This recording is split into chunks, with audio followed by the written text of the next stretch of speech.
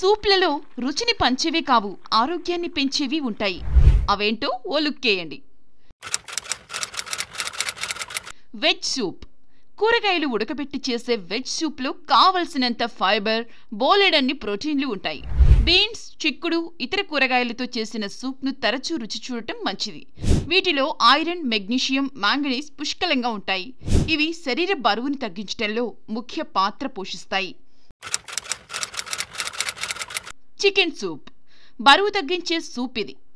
ఇందులో అధికంగా ఉండే ప్రోటీన్లు ఆకలిని మందగింపచేస్తాయి. చికెన్ సూప్లోని సిస్టీన్ అమైనో ఆమ్లాలు డిహైడ్రేషన్ను తగ్గిస్తాయి.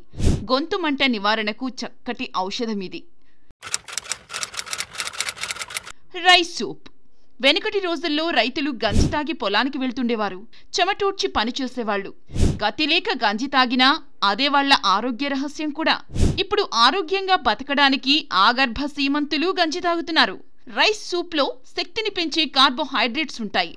కాబట్టి నేరుగా అన్నం తినడం కన్నా సూప్ తాగడం మంచిది. దీనివల్ల బరువు తగ్గొచ్చు. గుమ్మడికాయ సూప్. ఇందులో ఫైబర్ అధికంగా ఉంటుంది. గుమ్మడిలో ఉండే పొటాషియం, విటమిన్ సి గుండెకు మేలు చేస్తాయి. తరచూ గుమ్మడికాయ సూప్ తీసుకోవడం వల్ల కంటి సమస్యలు దూరమవుతాయి. రక్తపోటు నియంత్రణలో ఉంటుంది.